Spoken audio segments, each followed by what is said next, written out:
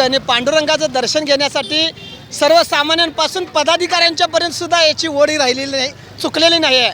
आज आपल्या जिल्हा परिषद सदस्या रसिका पाटील मॅडम ह्या सुद्धा इथं आलेल्या आहेत। पाहूया त्यांचं काय म्हणणं आहे। प्रथमतः आज आषाढी एकादशीच्या सर्व भक्तांना मी शुभेच्छा देते आणि या करवीर तालुक्यामध्ये नंदवाळ हे प्रति पंढरपूर म्हणून समजलं जातं, तर त्यासाठी आज तुम्ही बघतच असाल एवढ्या मोठ्या प्रमाणात भाविकांची गर्दी आहे। तर शासनाने कुठंतरी सेवा सुविधा पुरवण्यासाठी या भागाकडे बघितलं पाहिजे आणि त्यासाठी काही पाठपुरावा करावा लागत असेल तर तोही आम्ही करू। पुन्हा एकदा सर्व भक्तांना मी शुभेच्छा देते आणि इथंच थांबते। धन्यवाद। याचबरोबर त्यांचे पती अमर पाटील साहेब सुद्धा, ज्यांचं प्रत्येक वेळा म्हणलं जातं की प्रत्येक यशस्वी पुरुषाच्या पाठीमागे स्त्री असते, तसंच यशस्वी स्त्रीच्या पाठीमागे सुद्धा पुरुष असतो, असे आपले अमर पाटील काय म्हणतात।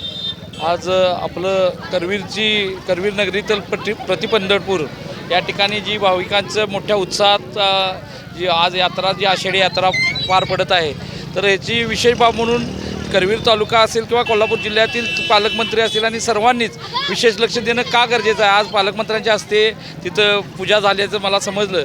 आनंद आहे की बाबा ही सुरुवात आहे आणि पालकमंत्र्यांनी या नंदवाळकडं असेल किंवा या भागाकडं एक विशेष लक्ष द्यावं। जसं राज्याकडं उच्चस्तरीय मंत्रिमंडळ देतं आहे, तसं जिल्हा नियोजनमधून लक्ष द्यावं अशी मी इच्छा व्यक्त करते आणि सर्व इच्छा व्यक्त करतो आणि सर्व भाविकांना आज आषाढी यात्रेच्या शुभेच्छा व्यक्त करतो। म्हणजे ज्याचा अर्थ पंढरपुरासारखंच आपल्याला आधी नंदापूर मग पंढरपूर याच्याऐवजी ह्या म्हणीला लागल असंच आपल्या या नंदापूरसाठी किंवा नंदवाळची सोय चांगल्या पद्धतीने व्हावी असं या मान्यवरांनी सांगण्यात येत आहे।